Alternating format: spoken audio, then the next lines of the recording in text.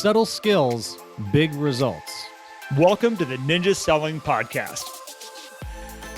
Welcome back, ladies and gentlemen, to the Ninja Selling Podcast. He's Garrett, I'm Matt, and we are so excited, as always, to have you guys here listening to this podcast that you have either been listening to for a long time or maybe you just found it. If you did just find it, thank you and welcome. Couple of things you may want to check out. One is our podcast Facebook community, which is over on Facebook. And you just search the Ninja Selling Podcast. You'll find about 13,000 people in there who are looking to grow and follow the Ninja path, which is a great place to knowledge share and even just sit and learn and watch and see all the great things that happen in there. If you're new to Ninja, check out ninjaselling.com and you can learn more about trainings and coaching, which is where Garrett and I spend our time mostly, along with 30 other fantastic coaches who can help you on the path by your side. It's a great thing. It's a great thing. So welcome, everybody. We appreciate you so much. We got a great topic. Garrett, good morning. Good morning, sir. How are you? I'm great, man. I'm great. Your energy sounds good this morning. I'm ready. Good day. I'm ready. Dude, I'm day 10 on 75 hard today. So back on the sauce, so to speak. Off the sauce. Or off the sauce. So feeling good. That's awesome, man. Congratulations. You've done this. How many times have you done 75 hard now? This is your third time or fourth? I've completed it 3 times. So this would be if I complete this one, when I complete this one, it'll be the 4th. And then you've told me that you're going to go on to the next stage of it, right? If you complete this. Yeah, that's the plan. Going to go after the next 3 stages as well, which makes it a year-long project. They're different. If you guys want to learn about it, you can just Google 75 hard or go to 75hard.com, I think is the website of it. And you can find all the information. It's totally free. Now, when you complete it, is it just bragging rights, or they give you a little pin, or do you get a trophy? Like, what do you get? No, you don't get anything. It's just for you. That's the cool thing about a program like this. There's no, the reward is in the fruits of your own labor of doing it, right? And I think you should get a little I find the best kind of things. Little pin, you should get a little lapel pin, right? Honor system. That's what it should be. It should just say, "I did it." It's like people who put 26.2 on the back of their car, but they stopped at the half marathon. My favorite is the 0.0. That's the sticker that I'm going to get. All right. So, Matt, by the way, I didn't mean to make fun of you. I sort of did, but I didn't mean to razz you too much because I'm actually super impressed with the 75 hard. I've seen a lot of people do it. And I know this is not the podcast topic today, but I think what a lot of people don't realize with the 75 hard is at first they think that it's accomplishing these things. It's not drinking for this amount of time. It's reading this much. It's, doing these workouts. And really what I have watched everybody who's done it, and I've seen you go through this, that it is a total internal mental game with yourself. Yeah, that's what it is. And when you come out the other side of it, you've had lots of interesting conversations about, am I going to do my workout today? Am I going to start back over from zero? Am I going to wake up early? It's pouring rain out. It's snowing out and I got to go outside and do my workout. Like those internal dialogue conversations that you'll have with yourself that really will test you and your relationship with your subconscious brain is probably one of the best growth patterns you can go through as a human being, is learning how to communicate with your subconscious. We'll just say it that way. Yeah. I think 75 hard forces you to have those conversations instead of just take the easy route with whatever your subconscious decides you're going to be doing. It really does. And I think the reason why I want to do the next 3 phases is because I think the biggest challenge of it is, what do you do after? And a couple of times I've stuck through and kept doing a lot of the things. And, one time I decided yeah, all right, it's done. Let's party, right? And do the 75 slide. That happens too. And I think that's when you say communicate with your subconscious mind, that is a relationship we all need to lean into, whether it's through a program like that or through something else, or even related to the topic that we're going to talk about today as well, is we have this voice in the back of our head. Well, there's kind of 2 voices if you think about it. There's the voice that's it's like the angels on the shoulder, right? You got the angel and the devil. That's what's in your head. And you know which way we should go, but a lot of times we submit to the other side and we lean into fear, we lean into scarcity, and we lean into the can't. and the shoulds and all these things versus just leaning into abundance and ability and I can and I will. Because that's the fascinating thing with hopping back on this is a lot of it has been, well, when am I going to do that? Oh, do I really have the time to do it? And like now 10 days, I'm like, yeah, I have the time. Really? Well, and a lot of times that little voice comes up and we think we're just tired. Like we think at the end of the day, we're just tired. And that's why we're coming up with excuses why we don't want to do the workout. And what a lot of people don't realize is a lot bigger picture that's happening there of your body saying, your mind saying, I've not fully committed to this as the person that you are. You are doing this thing right now. And I really kind of want to go back to what I find as normal and what I feel is normal. So if I can talk you into how exhausted you are right now and why it's such a great idea, why you're going to sit on the couch and not do that second workout, I'm going to do everything I can to find those reasons. And that's where that internal battle comes in for you to go, no, there's my running shoes. There's my stuff. I'm picking up my stuff and I'm heading out the door right now, and have that personal win. And it's a personal win. It's a victory internally that nobody else knows about when you accomplish those. Which are the best kind too. Like when you think about what gives you the best dopamine releases, the things that make you feel the best are the things that there's no one else who can give you. Not for anybody else. These things, maybe outside of like your kids telling you you're amazing. That's probably the best thing. But when you go do something hard for yourself, or you just go and I don't mean hard as in it has to be physically challenged, but you make a decision to go do something, you're going to feel good. It's like when you go mow the lawn, right? Like after you mow the lawn, you look back and you're like, man, I really didn't want to mow the lawn, but damn, I'm proud of that. Like that looks, I did that and no one else can take that away from me. And even if it doesn't look as good as the neighbors, which does happen. Well, so Matt, it's an interesting thing. And I know, again, we're way off so far what we wanted to talk about on this podcast, but those internal goals you set for yourself, like right now, I'm on a journey that I'm not going to share with everybody at the current moment right now, but I think I've shared it with maybe 3 or 4 very close people in my world. And other than that, I'm just kind of doing my thing. And it's all an internal thing. It's all something that I did for myself. I'm continuing to push forward with it. Been lots of internal battle struggles, conversations that are going on. Very comparable, I would say. Like, and this is the thing, it doesn't necessarily matter the program or the journey or whatever it is, if you find that thing, right? Yeah, and I would just encourage everybody, find something that you want to do, something that is something that you know is going to push you. It's going to make you a better person. It's going to allow you to be the person that you want to be. And don't tell anybody. And I know there's lots of books out there that say, if you want to accomplish goals, share your goals with everybody around you, put them on the table, tell everybody what you're doing.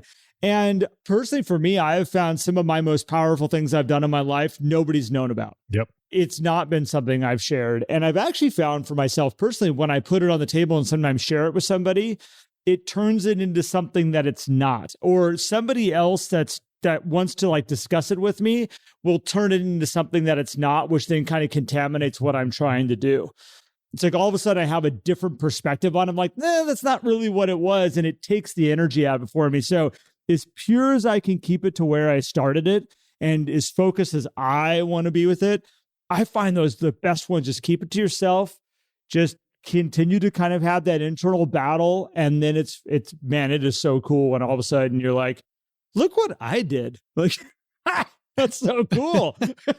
Particularly with like a personal development type thing, because you're doing it for you, right? And you want to keep that going. If all of a sudden that motivation changes throughout that journey and becomes for someone else, then when it's done, like there's no reason to keep it for yourself. And I look at this, everything here, and we are an instrument, right? Particularly as a solopreneur, as a realtor, as someone who, you know, what happens in your business determines on what you do, right? Like it's not like you can sleep in and miss an appointment and it's going to get taken care of. Yep. Like that's not happening. And so tune your instrument, tune yourself to be the best that you possibly can be. And it's going to provide a lot of great benefit in your business and also your personal life too. Like it's going to come through in so many ways if you tune your instrument and keep it tuned. So what kind of instrument are you, Matt? We may have to circle back around to this. You just think about that. Yeah. Don't just jump to an instrument. This is important. There's a lot of instruments out there. They're all different. They all say something different about who you are. I don't want you to just make a rash decision on this one. Because I started to think about it, and then I came up with an instrument. I'm like, no, that's not really me, and I don't want to put that out there to everybody. So like, I'm going to think about it too. Yeah, like the first thing that came to my mind, I was like, nah, no, it just sounds like it's just like a funny sounding instrument. It's an oboe, isn't it? Should we talk about price? You're an oboe. It was an oboe. Oh, where did you go? All right. Oh my gosh. Mind reader. Didn't come up to me for my instrument, but man, the minute you said, I'm like, Matt's an oboe. All right, moving along. We do have a topic for today. Oh my gosh. Oh wow. We do have a topic. And that was a great topic too, by the way. That was awesome. I can't believe you called management. That was fantastic. So let's talk about pricing. Pricing differently than maybe the way we've talked about it before, because this is something that we're seeing out there. Maybe some instruments that are tuned a little flat. A flat oboe probably just sounds blah. We're not going to be able to get past this. Like, no. All right. No, I'm going to take a drink of water. Pull it together, Matt. We got stuff we got to do, man. Okay, let's go. All right. Let's talk about this. So what we're seeing out here is a lot of people and it could be you listening right now. It's a lot of the people that Garrett and I have talked to said, we're just having a problem with there's not enough buyers in the marketplace.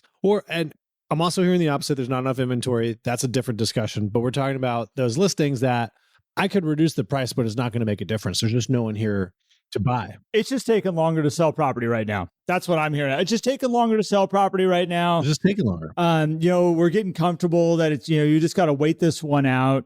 It's creating an interesting situation where I told somebody the other day, I said, I just think realtors aren't wanting to have to figure this out. So it's just an easy way to say, hey, this is just taking a little bit longer right now. Where reality is I hate to say it, if you got somebody that wants to sell or needs to sell, we got to figure something out. Like, yeah, it's not we just got to wait it out, guys. Like, no, like that's not the plan. So it's not. And I'll say this, like there are periods of patience if you're looking at the market, and you can say it's something that we did with our house, but it wasn't like patience for like a year. It wasn't like we were waiting. I mean, okay, so things take a week or 2 weeks, a little bit longer to get people through, depending on seasonality and things like that is great. But if you have a property that's no showings, no nothing, we have a price problem. And we can pull all the things you want to say it's not a price problem, but the data will most likely prove you wrong. And as you said, Garrett, before we started recording, is like, if you give me that property, I can have it under contract by the end of the day. Just adjusting price. I would make that bet with any single person out there that wanted to go toe to toe with me on that one. You could give me any property and I will have a buyer for it by the end of the day. It may not be the buyer you want. It may not be the price that you want. Oh no, we're not talking about like market value, top of the market, whatever. We're not setting records here. No, we're not setting records, but I can tell you right now, by the end of the day, I will find a buyer for any property out there if you just give me price to work with. Yeah. Because at the end of the day, like, I'll buy it. But I hate to say it, if we lower the price enough, you as the realtor will buy it. You'll be like, I'm not letting that thing get away from me. Or should really consider buying it. Yeah. I mean, or you will find a family member to be like, you should buy this thing. These people need to get out of this property. Here's this price that they're willing to put on it. So by the way, I am not saying that in this marketplace, we just need to cut the price out of everything and drop it. What I am saying, though, is we need to not just succumb to it's going to take forever and we just need to wait it out and the right price. And I'm fascinated also by when a realtor says to me, I've done the research, the price is dead on, but we're not getting offers on it right now and we're not getting showings. And I'm like, you might think you're dead on. But I'll tell you right now, if there's buyers in the marketplace that are buying other properties at that same price or buying those same types of properties that you think you have yours priced right at, like you're missing something. The buyers will tell you everything you need to know. And they're the ones that set market value. They're the ones that have done way more research on that price range than you have for getting that one listing on. They have had their hands on fixtures. They have had their feet touching the carpet. They felt how squishy the padding is. They have gone and smelled what some of those places smell like. They have gone and lived in some of these homes for about 5 minutes, way longer than you have. And now they've shown up in yours and they're like, meh. And you're like, well, I don't understand. We are right on market value. I hate to say it. That buyer says otherwise. Well, what I'm finding, Garrett, is we're comping the wrong things, right? We're doing the wrong pricing analysis. We're looking at it as if we were an appraiser. And since inventory has become tighter and transactions have gone down across the board, buyers are also expanding out how they're searching, right? Particularly if you have inventory down and you have interest rates up, there's price pressure all across the board for buyers. And you might even see the median prices in your area going up still. And you're like, why is this thing still not selling? And what I'm finding is people are not positioning the property against all the properties that the buyers are looking for. I had this conversation with an agent and he said, like, well, the homes in this neighborhood aren't selling. And I said, are the homes in other neighborhoods selling? He said, well, yeah, absolutely. I said, then you need to position your property against those because the buyers are going there. And they're going there because they're seeing a different value proposition right now. And we need to figure out what that is, which it could be price. It could be the value of a location has changed, or maybe there's newer homes over here. The condition is better, or maybe buyers aren't valuing the size of a home as much. Like you have all these factors that feed in. And if you're just focused on, well, this is my data set, this is the neighborhood, this is the area. So I'm just going to comp it to this and price it to this. And look, all the homes in this area aren't selling either. So it's not just me. But if the town next door, even if it's the county next door, or it's just the neighborhood across the street, if they're selling, well, then we're just positioned improperly. Yep. What you were talking about, we discussed that through Ninja Selling, which is through the buyer's eyes. And what you need to look at is if you have, there's a big process behind this. I'm not going to get into the details of the process, but the starting point of it is that you sit down with your client who's selling the property, and you need to determine who the profile buyer is for that property. And then we look at it, well, if we're looking at through buyer's eyes, through that person, what other properties would we take them out and show them right now? Now we're focusing on this made up fictitious buyer that we have that would buy the property that we have on hand. From there, those are your comps. And it may not be bedroom for bedroom. May not be looking 4-bedroom, 3-bath. Well, we got to look at all 4-bedroom, 3-baths out there. There might be something that is different about this. That's like, no, the profile buyer, they might be worried about the bedrooms, but the profile buyer is actually way more concerned about something else this property has to offer. We need to compare it to these other factors that are out there. And when you can pull together that's where you want to do your search on. And I find this is where a lot of people miss the pricing on the property because they're just looking like for like rather than who the profile buyer is on this thing. And then they just lock it in and go like, it's like they've written it down. They've said to their client, so they got to stand by it now. They can't falter from it because that would look like they maybe made a mistake or didn't know what they were doing. Like if we had to reduce the price, I think it's actually good to go into it with your client saying, hey, we're going to do our best to interpret the marketplace. But the most critical thing we're going to have happen is we're going to put your home on the market and we need to listen to the market because the market's going to tell us if we missed it. It's going to tell us if we're dead on. It's going to tell us maybe if we came in a little bit low, and it's going to tell us that by a huge feeding frenzy that might come in. Right. Like we're going to do our best, but that market's going to tell us everything and we've got to listen. And I think some people are afraid to admit to their client, like we don't have all the perfect answers all the time. And sometimes we need to listen to the experts around us. And it's okay. It is part of how we do our business, part of how we do our job. It is okay. And I think that's a big part of this is the conversation with the seller too, right? Because if you have a property that's sitting and the seller has a timeline here, then we're doing them a disservice by not having this conversation. Now, maybe you have a seller who doesn't want to adjust the price.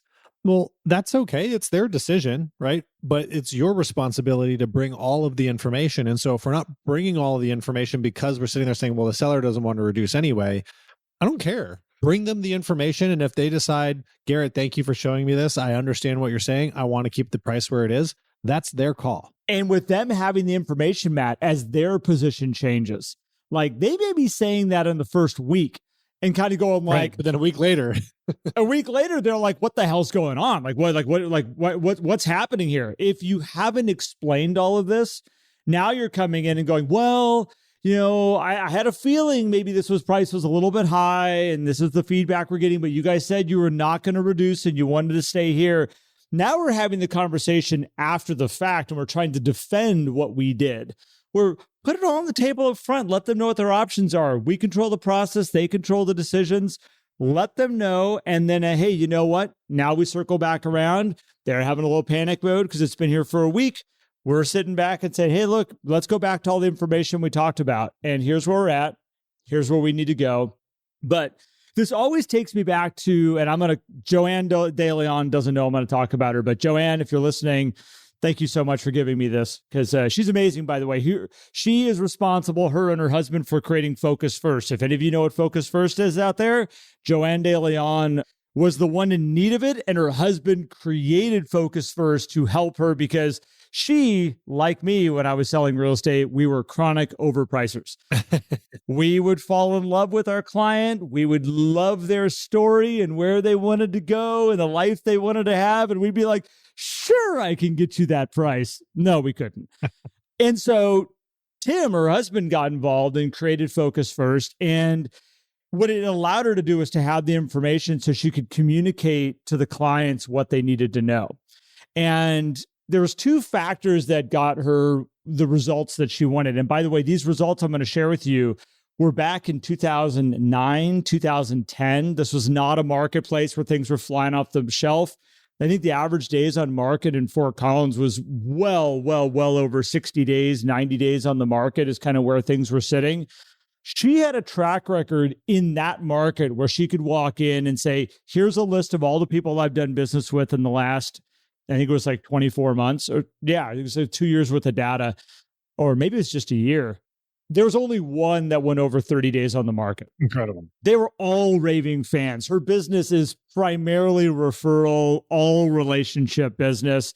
It wasn't like she was underselling people's homes and people were walking away going, oh man, she really left a lot of money on the table for us. No, she was getting them where they needed to go. She was educating them, helping them see what they needed to do, and getting them to where they needed to go. And she's a prime example of don't sit and look at the market and be like, well, it's taken 120 days for everybody's property to sell. So I guess this is just what it takes nowadays, and we just need to be okay with it. She was like, no, it's not how long it takes. And I'm going to do what it takes to get my clients results. And she crushed it. I'll never forget that sheet. I remember there was one on there at like 120 days. And I remember going like, Joanne, what's that property? She goes, I decided to deviate from my systems. It was a friend and I let them do what they wanted to do.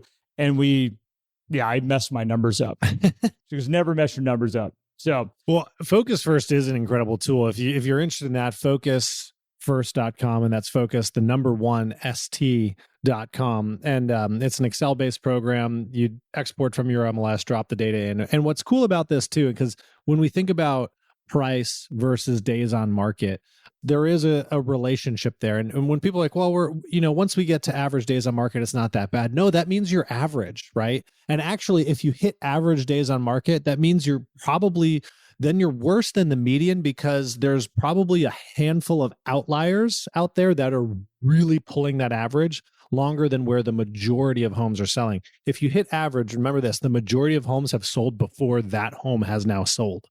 So when you look at this strategy, you want to say, okay, well, there could be a pace to the market. We're not saying, yes, there's a price that could probably sell it today, as we talked about, but there's also a price that would sell it in a reasonable amount of time that's in line with the seller's goals in terms of where they want to be. May not be where they thought they'd be financially, because the marketplace will determine that. But if you look at all of the information, you do this, Tim calls it the MRI, which we have a great episode, by the way, with Focus First. We had Tim and we had his son on. We did a whole episode, so you can search for that. We also have a video of them walking through the whole thing in our podcast group. So another plug for the podcast group there, where you can go check all that stuff out. But I love you sharing her story, because it highlights the fact that, yes, you can sell in any market if you position appropriately. You have to do all the other things too. But if we're not doing the price thing, if we're not positioning the right place that we should, it doesn't matter. You can do all the other things and it's not going to do anything for you.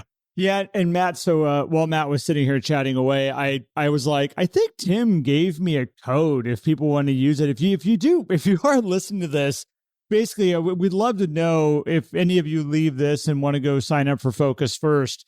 If you go in there, you can put in the code Ninja Podcast 5, like the number 5, not F-I-V-E, the number 5, Ninja Podcast 5. That will let us know that you heard it here on the podcast, and we'd love to know what that's going on there with that. But Matt, I think with all this, I think that it's interesting in this marketplace right now because it's very easy with a changing market, especially of where we've been and how fast things have been selling. We've let some of our skills down of explaining to the client what's going to happen. A lot of agents have never had to explain what does it mean to have days on market and how do we handle a property that's accumulating days on market. Mm-hmm. There's a lot of agents out here who've never had to do a price reduction. And here we are trying to figure out how much do you reduce? When do you reduce? How often do you reduce? Is it a bad thing to reduce a property? Again, does it mean you're failing, or is it just us meaning that we're trying to interpret what the marketplace is in front of us right now? There's so much stuff in this changing and evolving marketplace right now, but one of them all of you need to get really good at, because I'm looking at this market and kind of seeing where it's going. Is there a chance that it's going to take a little bit longer maybe to sell some homes? Yes. Are we going to have some different discussions with our people to help them be successful? 100%. Mm-hmm.